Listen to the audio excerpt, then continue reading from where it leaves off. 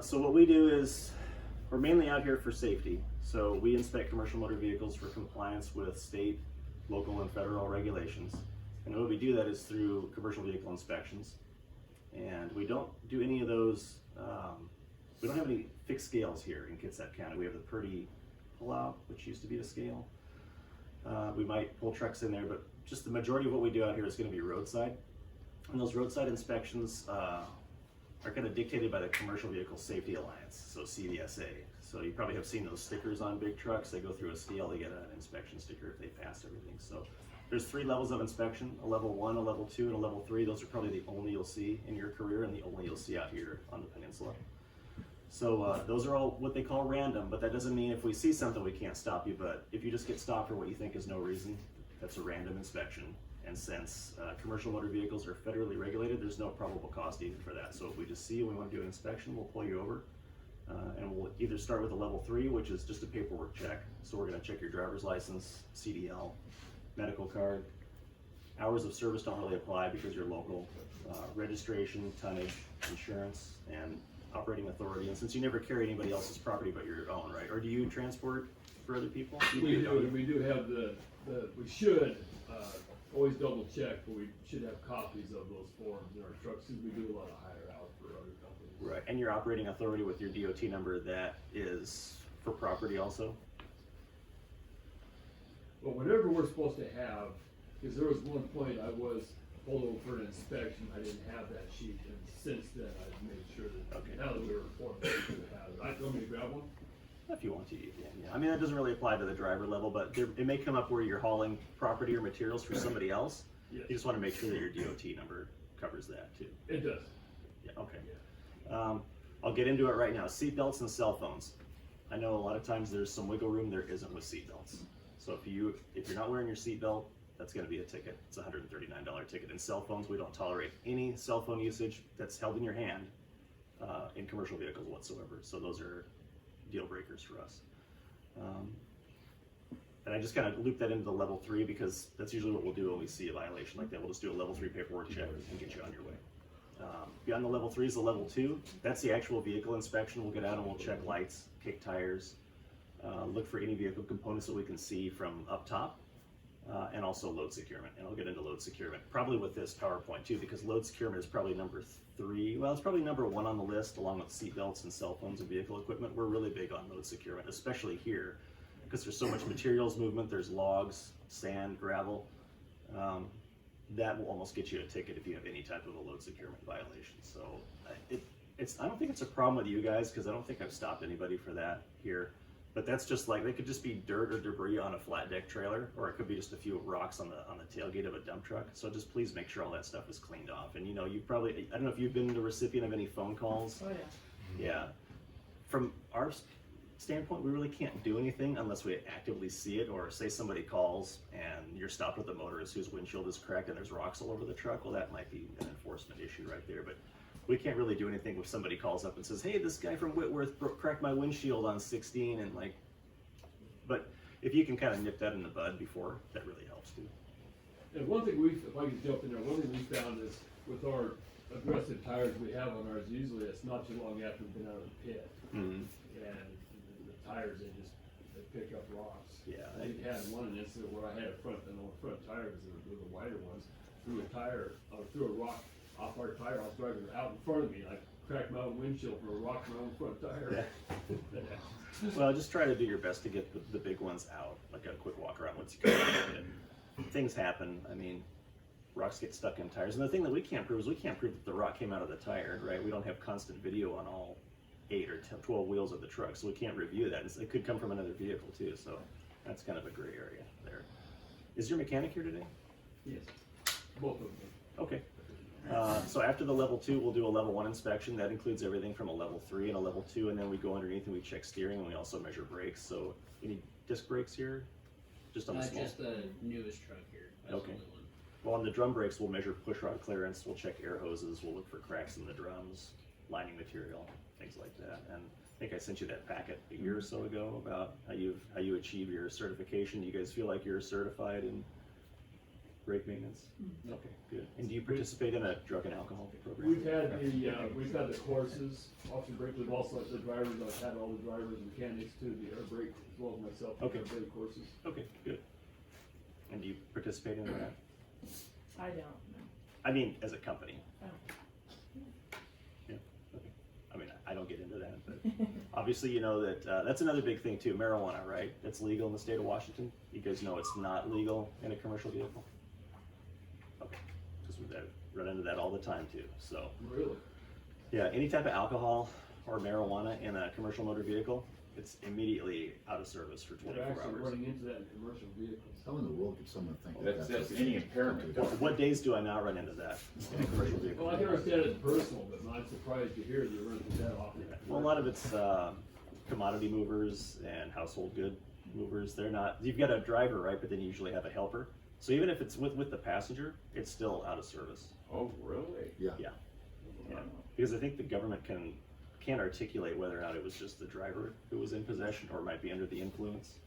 So, yeah, it's kind of weird the way that the regulation is written, but that's the way it is. So. Overweight too. We do have portable scales in our cars. I don't think it's ever been a problem with you guys, but we can do weight enforcement out here. And then there's a little bit of a certain threshold too. So usually anything about 500 pounds over on a single axle or over 1,000 pounds on a tandem axle. We had one here, a year or so ago where it was the drop axle, where the pressure wasn't adjusted correctly on the drop axle. And you were over on the drives probably in the, On the drop. okay. So we were able to adjust that, now we know how to adjust it. And I gave Ashley the legal weight chart. So if there's ever any question, you can kind of use that to figure out what your legalized loads would be. And then if you have any questions about that, just give me a call and we can get the tape measure out. Driving behavior is a big thing. I know you probably get a lot of phone calls about that too, where people say that the truck was driving too fast, or, I mean, we try to give you guys a little bit of a wiggle room here because it is a bigger vehicle to handle on the roadway, but still, really, overspeed is not tolerated as a commercial motor vehicle. Again, I'll just, since we can't get this working, load securement, even water coming out of the vehicle, like in the form of mud, is a load securement violation. So any dropping, leaking, It is. falling load, yeah. Because I mean, it could contain particles of sand. Or rocks or something. Right, right. So Inside the vehicle, on the road, out of the vehicle, that, you probably see those campaigns every year on the news about load securement, secure your load. That's usually big things coming out of the truck, but still rocks, things like that. You have the materials. Anybody have any questions so far? Anything I didn't touch on that you think might be relative? Sometimes during the summertime it was real dry, like you're getting a load of gravel, about the first mile out of the pit, you'll get the dust coming off. That's just dust. You're not too worried concerned. No. You know about the freeboard rule? You're 6 inches. I 6 think. inches below. And you can exceed 6 inches if it's tarped, but it still can't leave the vehicle. Even if it's below 6 inches, it can't leave the vehicle, right? But we kind of allow for that tolerance if it's tarped.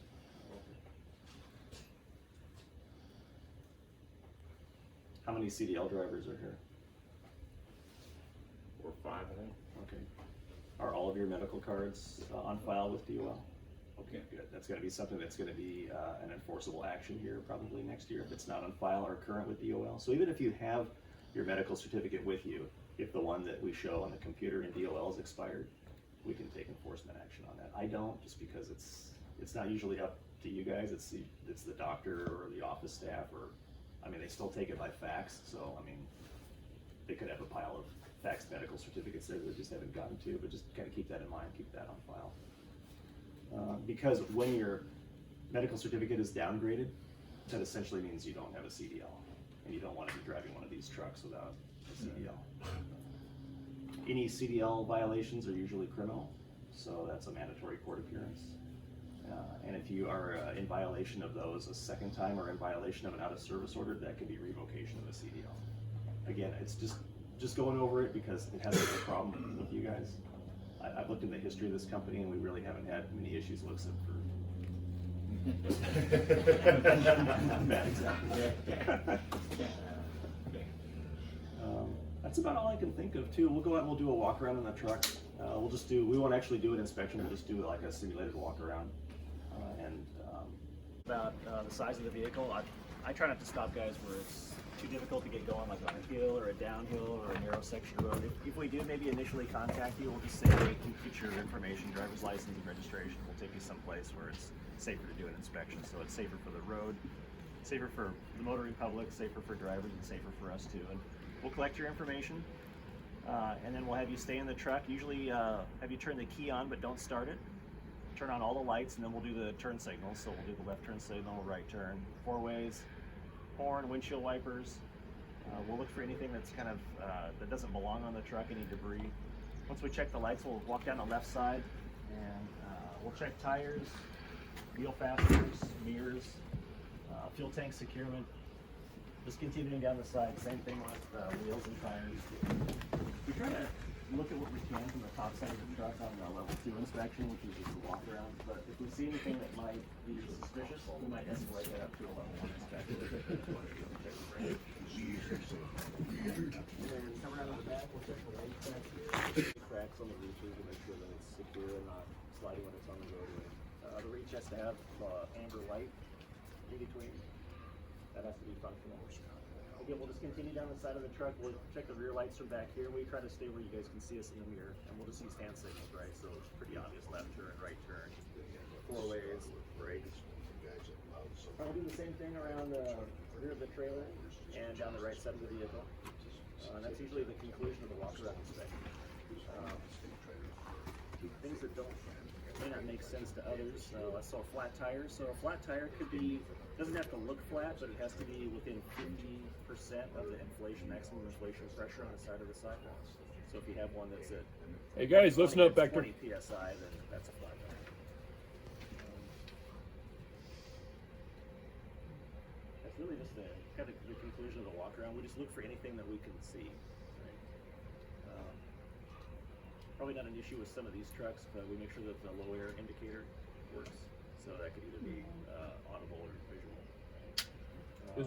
Is it one or the other, or does it have to be both? So on it has to be on newer trucks. It has to be both. On older trucks, it has to be one or the other. But I don't think you have anything on the fleet. That's No, everything we have. yeah. I'm just wondering if one by chance isn't working at the moment. Yes. I think on the newer ones, it can be. You have to have two, but at least one of them has to be. Okay. Fire extinguisher and triangles are mandatory. Fire extinguisher has to be good. Check to make sure that it's charged. Washer fluids, and a lot of these things really aren't. Yeah. I have a question about the washer fluid. Yeah. Does that washer have to be operable? In order for the fluid to come out of the Okay. I was just, So a lot of these things too also take into account environment, right? So if it's a day like today and the windshield wipers don't work, it's a violation, but it's not out of service. But if it was raining, then you would need to have the windshield wipers not the way, the washer.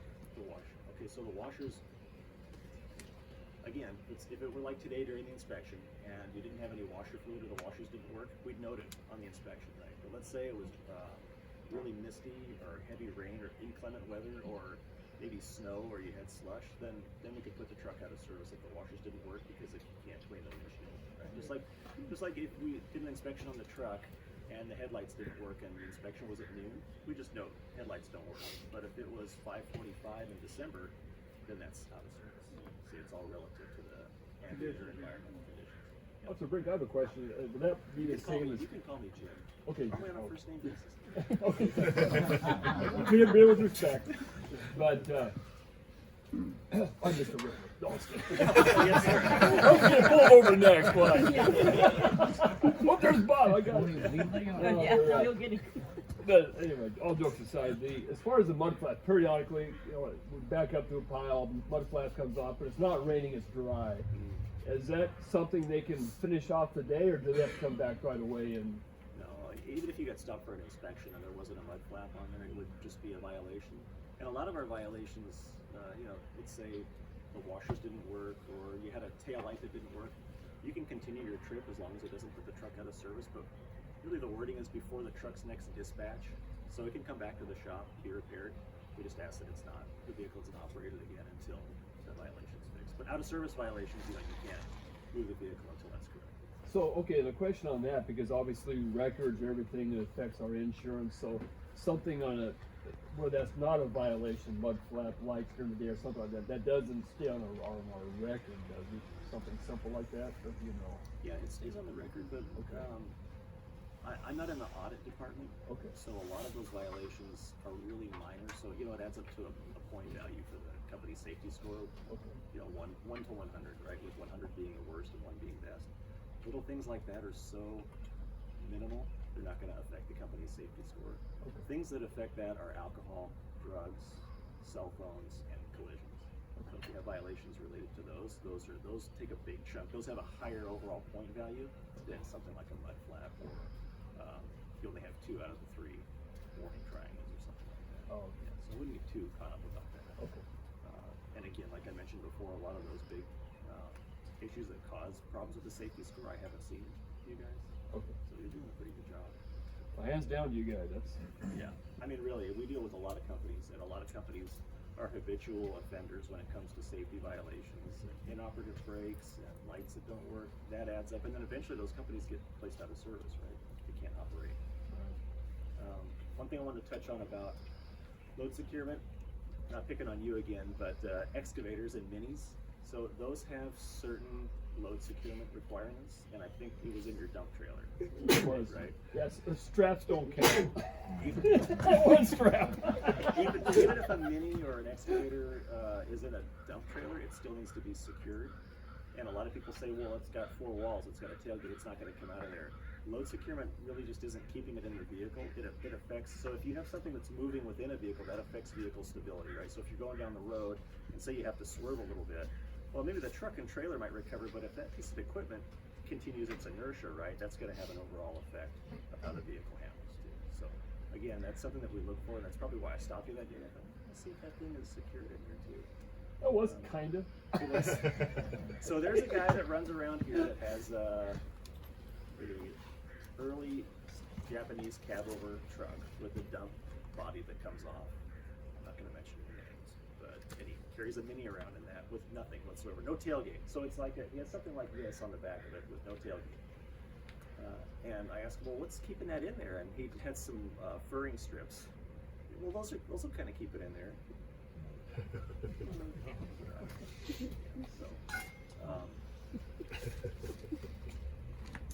And then something that he informed me at the time when he pulled me over too is, I believe it's the 10,000 pound mark. So like for instance, our minis and our skid steers, they're under 10,000. So it's 1 chain in the front, 1 chain in the back, if I'm not mistaken. But if you get over the 10,000, then it's 2 in the front, 2 in the back, 4 points. plus the 5 point. and then plus the boom if it's Plus the boom.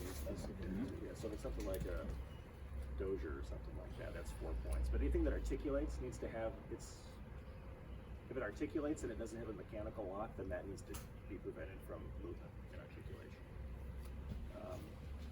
If you talk through the stick, right? Through the boom.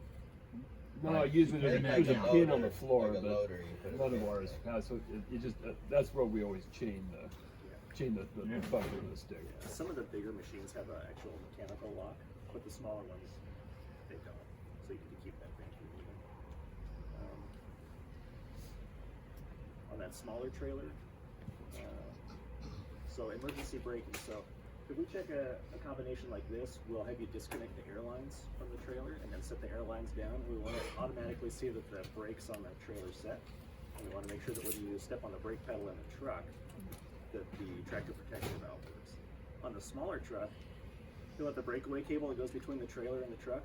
That breakaway cable needs to be connected to the truck, not the safety chains on the trailer.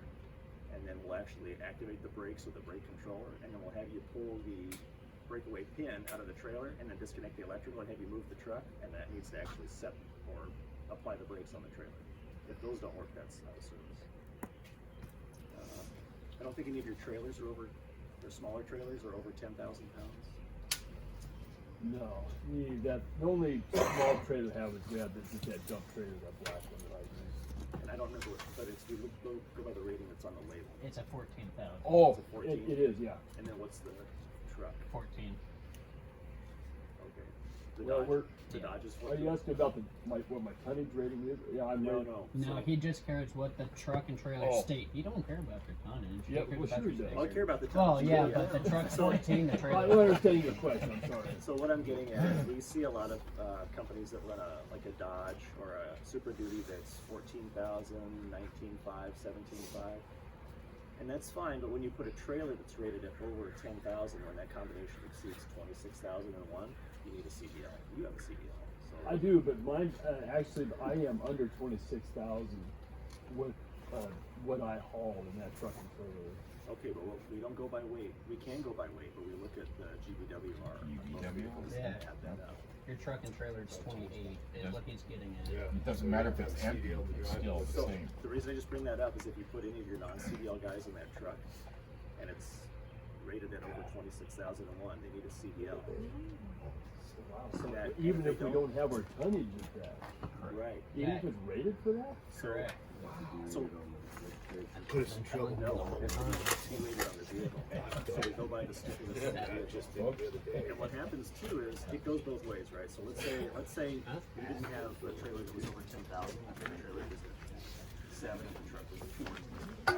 That total weight exceeds 26,001, then you need a CDL. But if the vehicle is rated for greater than 26,000, then that would require a CDL. So don't put your non-CDL guys in that truck and trailer and have them go down the road, because that'll be an out-of-service violation, and that's a big one on your safety score. And again, that's a criminal ticket too. I don't like writing that ticket unless it's, so many landscapers get into that because they'll buy a truck. Some of these guys will be in business for a long time, they'll finally make it and they'll buy a nice truck, and we'll just find a used trailer that they bought from somebody, not realize that it's 14 or 17,000 pounds, and here's this guy's in the CDL category, right?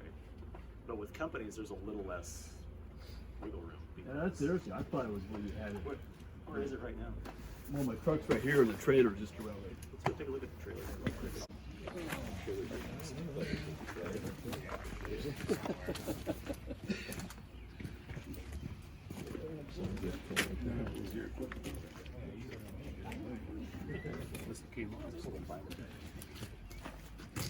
So what we'll do is we'll take the VIN of the trailer, and we run it in a program, a VIN assist, and it'll tell us what the GVWR was from the manufacturer.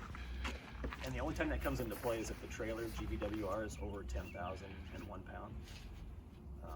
So I mean, the truck could be 19.5 and this could be 99.99. You wouldn't need a CDL, but as soon as the trailer weight goes over 10,001 pounds, you need a CDL. No, that's good to know. And of course, you need a medical card also. Right? Yeah, And this is the pin that we're talking about. So Right, this right. needs to be connected to the truck. yeah, I've seen that too before. So Not the safety chains. yeah, so this is the breakaway here. So if you pull this, the brakes lock. You don't want this connected to the safety chain because if your truck breaks away, it's still going to be hooked to the safety chain. It's not going to pull it and set the brakes. You need this hooked to the truck. So if your safety chains do break away, your trailer breaks away, it's still hooked and we'll pull the pin.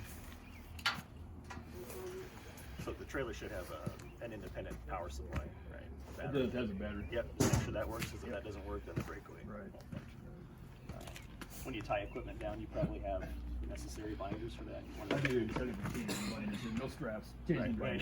binders. Make sure those binders are rated to what the working load limit and the load capacity of what you're carrying. I think that's about it. Is there anything else? Turn signal that's inoperative and brake lights, and maybe there's a flat tire. Usually when we get to that 2 or 3 or more out of service violations, that's when you could be ticketed. And a lot of guys will say, well, you're getting a ticket for this, or you're getting a ticket for that. If there's a couple of items that are out of service for a defective equipment ticket, I'll just usually write 1 ticket. I don't like writing 6 tickets for things like that. But what might get you a ticket for 1 out of service violation is that breakaway, because that's pretty important, or brakes. But little things that takes a little bit to add up. So just keep that in mind too. Some things you can kind of get away with, where we just is like an educational thing, and at some point we have to take enforcement. You know, I would imagine a lot of it comes to the attitude too of the person you're pulling over. Not really. No, I don't like to get into that, because everybody has a bad day, Yeah, and if you couple that personal bad day on top with a working bad day, yeah. I don't. a lot of people really get into that about authority and things like that. I'm just another person too, and when I take this off, I go to the grocery store and I have bad days, so I don't like to bring that into the mix. But if there's multiple things wrong, and then they say, well, I know the brakes weren't working on the trailer when I left, well, maybe that will kind of contribute a little bit more to the decision. So every contact is different, and they kind of start fresh with everybody. Just give everyone the benefit of the doubt. I have a question for you. I know you guys have really had a tough year over the past couple of years. When anybody gets pulled over, what would you like the driver to do? Obviously keep seatbelt on. Do you want him to roll down the window, keep the hands on the steering wheel? What makes you guys more comfortable? I don't worry too much, especially when I come across an established company. Okay. I'm not too worried about that with you guys too. I stopped a guy in Bremerton the other day though in just a bobtail tractor, and as soon as I stopped him, I saw him just dive in the back. Right. Oh shit. So, like, Back up. what's going on here? And so I didn't see him, for probably a minute, and then he comes back and like just asks him to put his hand. Hey, put your hands out the window. What are you doing? Like, well, the binder for the registration was in the back, was in the sleeper. Like, just wait till I come up here. I'm not worried about that with any of you guys. I don't think anyone here, unless someone commits a crime while they're hauling rock, I'm not too worried about it. Just stay in the driver's seat. And again, too, that if you see me and I try to stop you, just pull over right away too, because we'll get to an inspection point in a few minutes. Okay, so don't go. If I turn the lights on at Hostmark, don't pull over on the other side of the Agate Pass Bridge. Okay, so just when you see the lights, just pull over. I'll get your information, and then we'll take it from there. Might have you pull into a parking lot or something like that.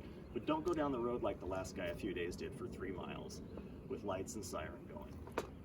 That might change my attitude when I come up to the truck a little bit. Well, and you guys are really good about knowing when to trip your lights. You know where there's safe places for us to pull Yeah, we're not over. going to do it at the crest of the hill here, Or on a blind or on a blind Road. curve. Yeah, because I don't drive a truck. I don't have a CDL, but I understand it's a lot bigger than a car. It's a lot harder to get it going on a hill. I'm not going to have you stop on a downhill either. So I like to try to understand that too. Fantastic. Any other questions come to mind, guys? Okay. I have a question for you. We have inspection books in all the trucks and they're doing their inspections. Is that something you ever asked for, or is that? Okay. Yeah, the pre-trip. Yeah. Yeah, we might ask for that too. Okay. You do now have the annual inspection. We do, yeah. In fact, we have that on the sides of the trucks and the trailers. We just had all of them gone through here in the last month. Okay. Just make sure all the paperwork is in order. I can't remember what you guys do, but a lot of companies will have everything in a binder that's up to date and it's really neat. A guy yesterday that I stopped probably had 5 or 6 file folders, and he was digging through stuff, and it was the longer it takes you to find that stuff, the longer it's going to take me to do what I have to do. If you just hand me everything all in one shot, if I don't have to keep me from walking back and forth up to the truck to get stuff, and the quicker we can do that, the quicker you can get down the road. I just take all my stuff and put it all in one plate, sit on the passenger seat. Yeah, a lot of what we have hands is on the steering wheel and wait for the officer to come up. Yeah, we got 1 gallon bag. That way there's no questions about stuff.